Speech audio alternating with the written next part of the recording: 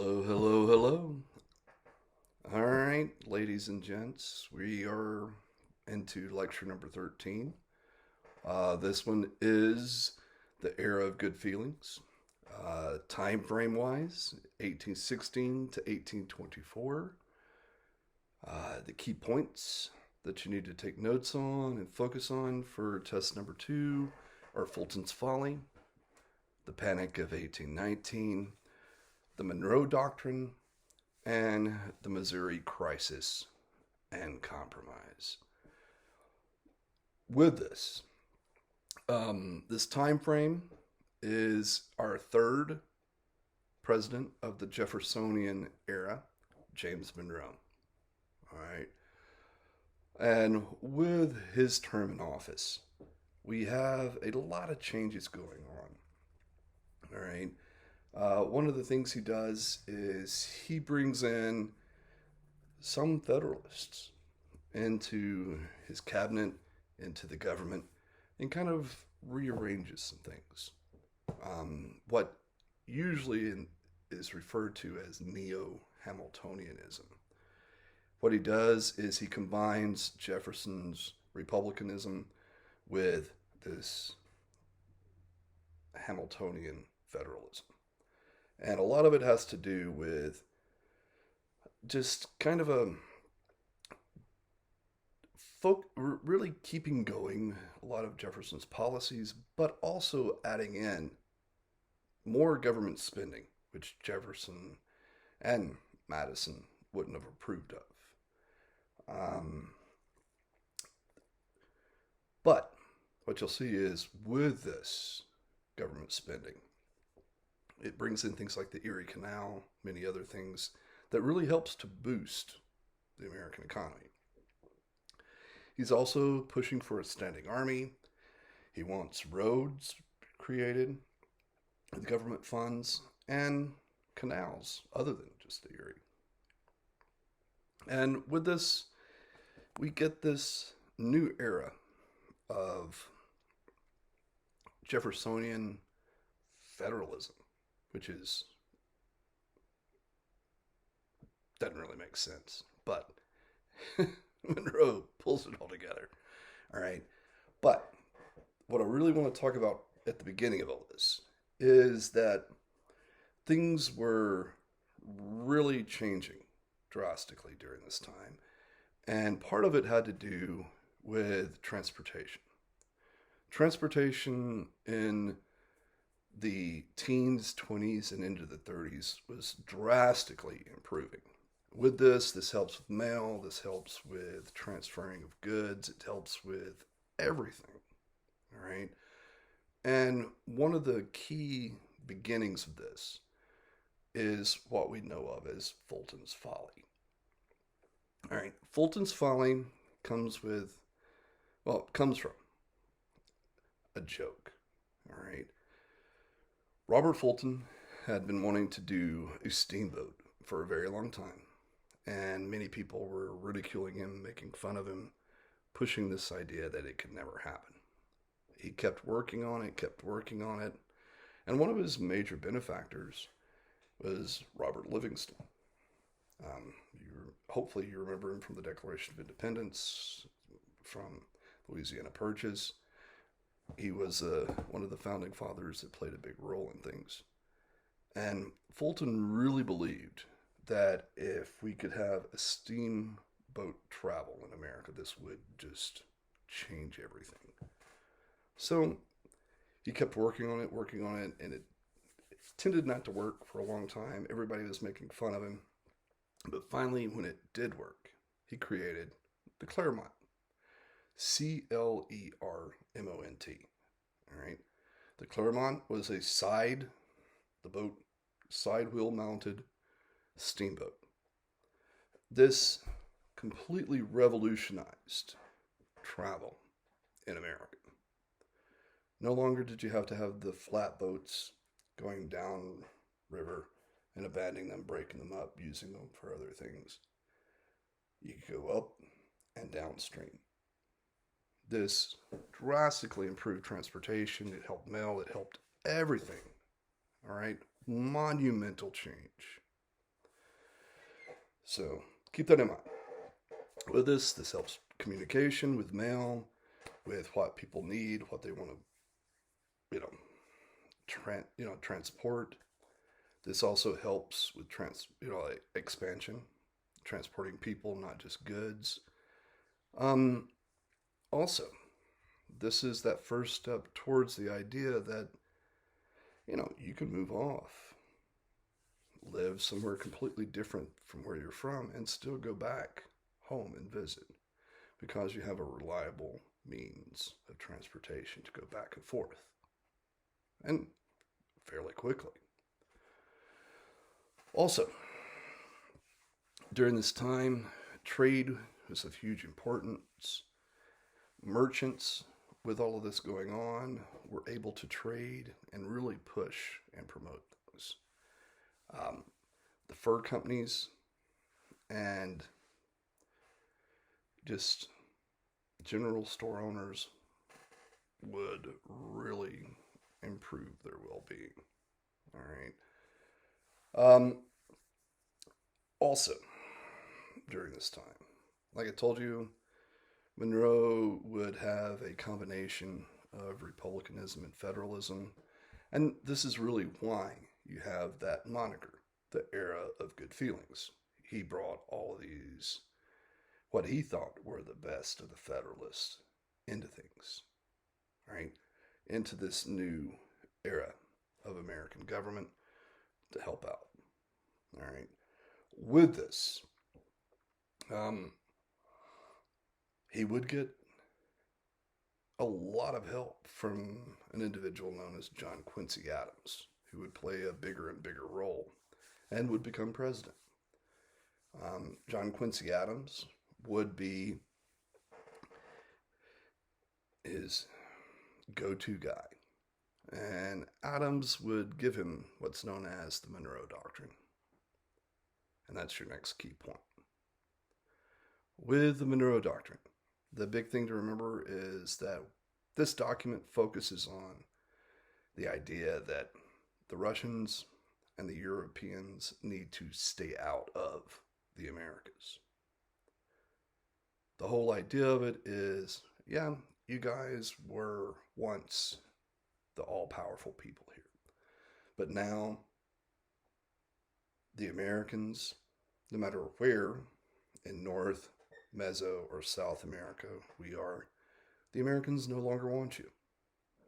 So, you should leave.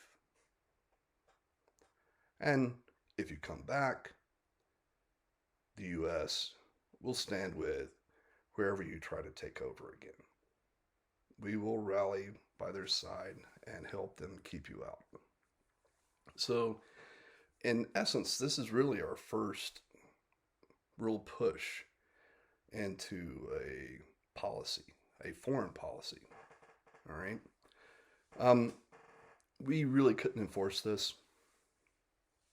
There's no way we could. We didn't really have a standing army or navy or anything else. This was mainly bluster. But this was the first step toward us being and putting ourselves as the police force or the protector of the Americas. All right. Also, during this time, another really crazy thing occurs. Um, the War of 1812 gave us Andrew Jackson on the national stage.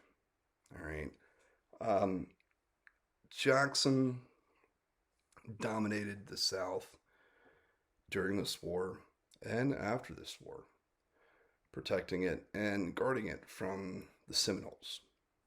All right. The Seminoles aren't really a tribe. All right. This is a hodgepodge of basically escaped peoples. You have a lot of escaped slaves and natives and numerous other peoples that went south and came together to fight against white America, Spanish America, and everything else. And During the late 18 teens, after the War of 1812, one of the things that occurs is that the Seminoles start raiding the southern borders between Florida and the U.S. Remember, Florida was owned by the Spanish, and you had Georgia and the Mississippi Territory, which was Alabama and Mississippi. And they were going back and forth in raids. This was upsetting the whites in southern Georgia and the Mississippi Territory, which is Alabama, Mississippi. Jackson was sent down there to stop these raids. All right.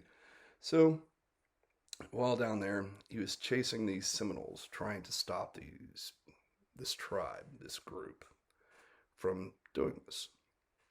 He couldn't get them. He never could catch them. You know, remember, he's on horseback.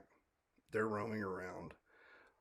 They hit wherever they want, then they disappear. And he'd get there a few days at best, if not a lot longer later. So he got tired of this. So he decided just go into Florida. He would take Pensacola. He would take a few other places, and he would keep going and killing the Seminoles as he went. Jackson claimed that Monroe didn't tell him to do this, but Monroe told a congressman that, and the congressman sent him a letter to do this. And the congressman said that he was to, in the letter, he was to do this, but make sure he burned the letter. All right, so I don't know. But either way you look at it, he did it. So he kept going through Florida. Louis de Olmus was the Spanish governor of Florida. He wanted Jackson to leave, but Jackson just kept doing whatever he wanted, destroying all kinds of things as he's killing the Seminoles. And the American government wanted to bring Jackson back and court-martial him. But John Quincy Adams came in and said, well, we could really use this to our advantage. All right. If we use this just right, he knows what we can get out of it. So what ends up happening is that basically it's framed as Spain lets us have Florida, and we let them have Texas. But, all right,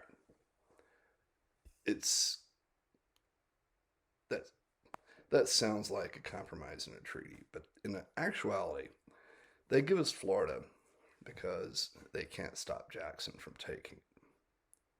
They already had Texas. That was already theirs.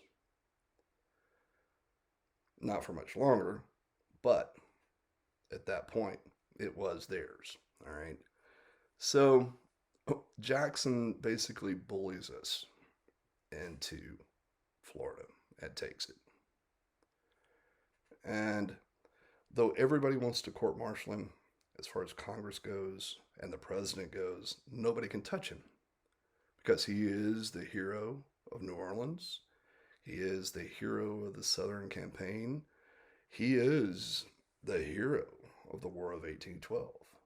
He is the new George Washington for the American people. So,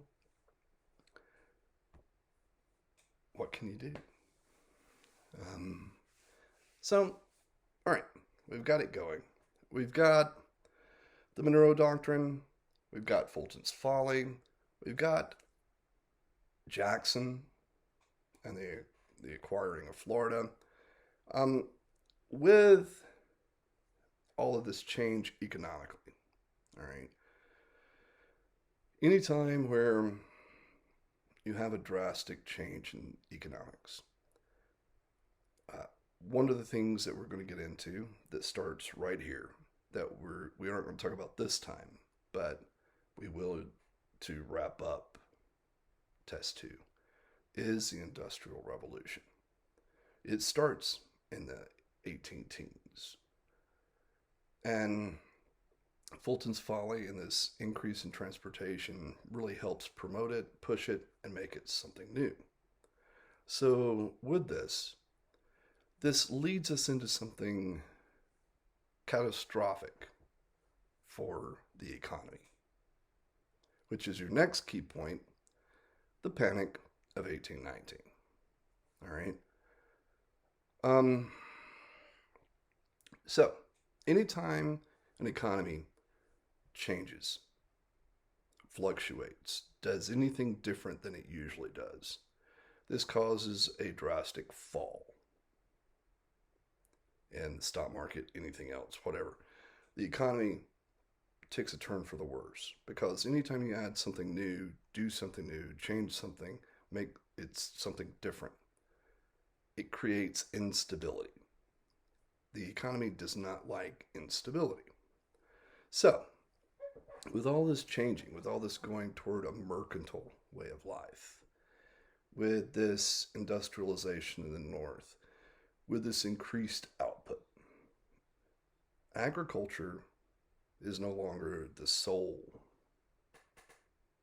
no longer the big, not really sole, but the big moneymaker for America, right?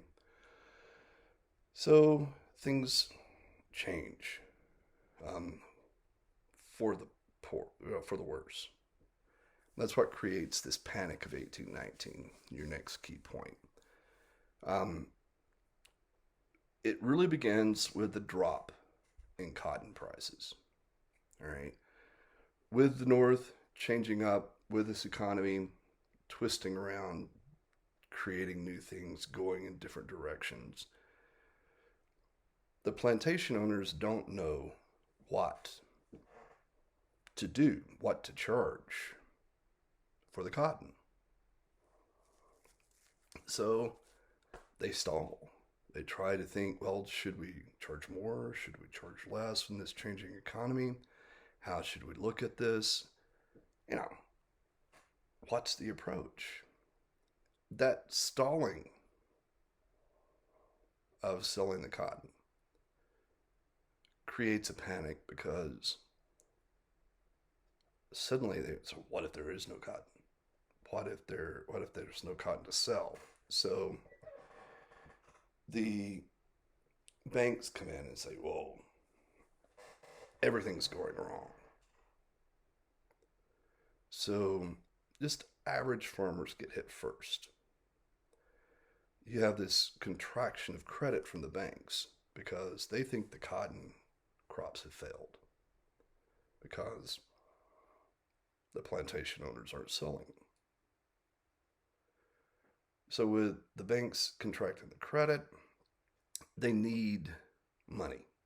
So they force the average farmer that has nothing to do with cotton, that aren't plantation owners, that are just your average run-of-the-mill everyday yeoman. Yeoman means farmer. The average everyday farmer to pay their mortgage, loans, anything else. When they can't, it becomes a problem. All right? So you start getting banks closing because of this panic, and the banks start then foreclosing on the factories, and the factories start shutting down.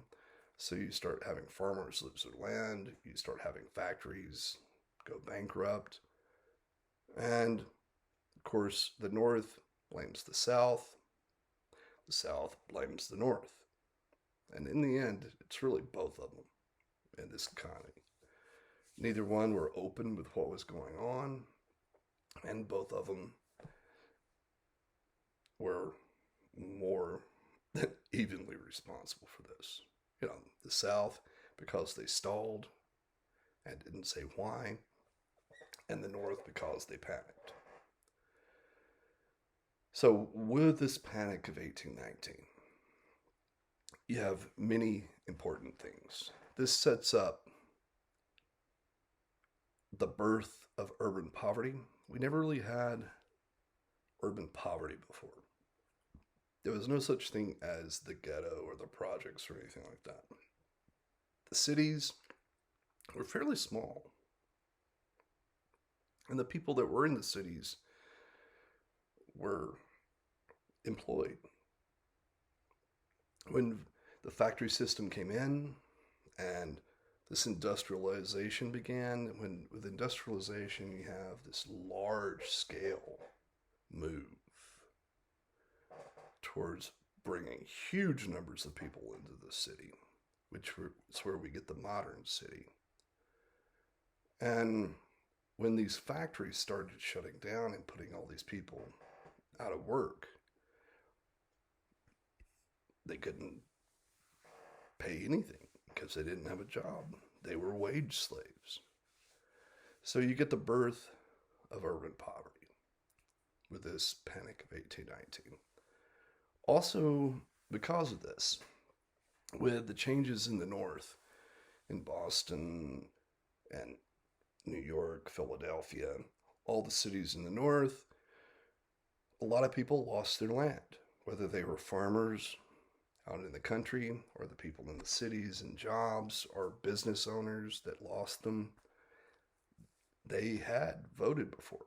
These were white men that had worked their entire lives, worked hard their entire lives, and had been voting. They did not want to lose the right to vote. And they had, because they lost their business, they had lost their farm, they had lost what was required to vote. So you get these pushes to get rid of voting restrictions and office holding restrictions. So this idea that you can't hold office if you don't own land or own a business, or that you can't vote. They want to get rid of all these things because they had already been doing this prior to this panic, before they lost everything. Since they lost all their means of living, as far as economics goes, they definitely didn't want to lose their political voice as well. So this would become a big push. And Andrew Jackson would jump on this and promote. Also, this would push a hatred of the banks, because in the end, the banks were the ones that panicked and caused all the hardships that would lead into this Panic of 1819. Also, this would increase tensions between the North and the South. The North blamed the South for this, and the South blamed the North, which you can actually see the argument for both sides. The South blamed it because the North changed up the economy drastically and they didn't know what to do. The North blamed the South for this because they delayed selling the cotton. And both were correct, right? So we have this panic. This would continue on through the rest of Monroe's term. All right. So we have our Panic of 1819. We have the Monroe Doctrine. We have Fulton's Folly. The last thing I want to cover for this one is the Missouri Crisis and Compromise. All right. With this, it all comes down to, here, let's pull up a map. Sorry. There we go.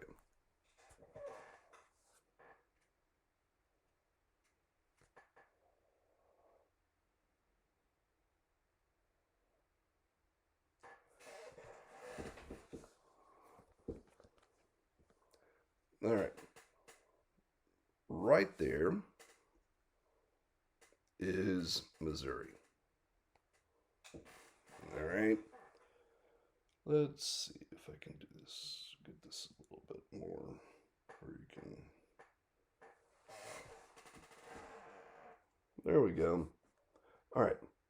Right there is Missouri. Missouri wanted to come in as a slave state. All right.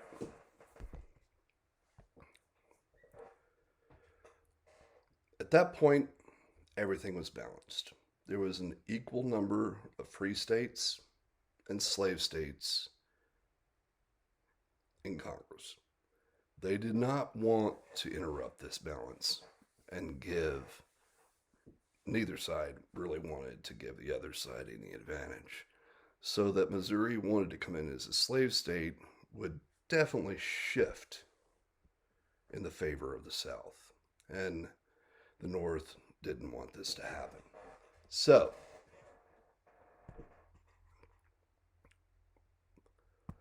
what comes out of this?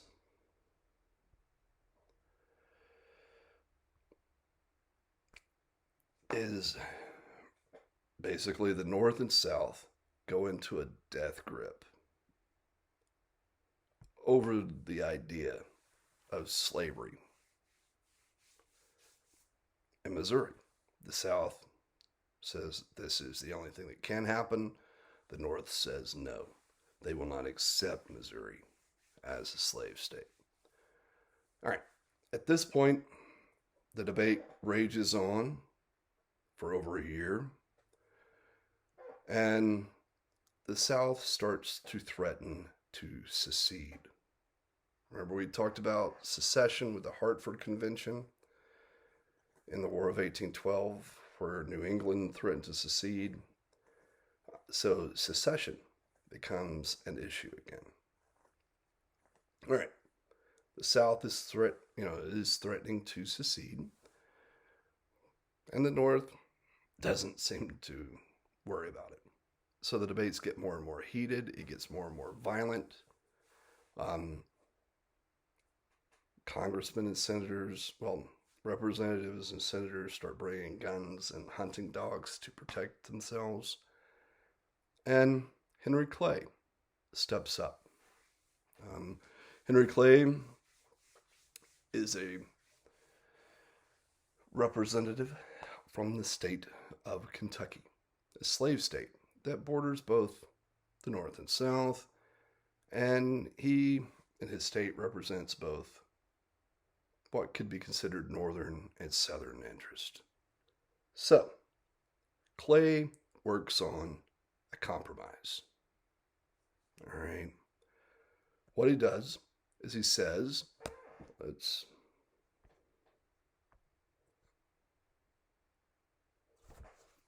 let you see the map again.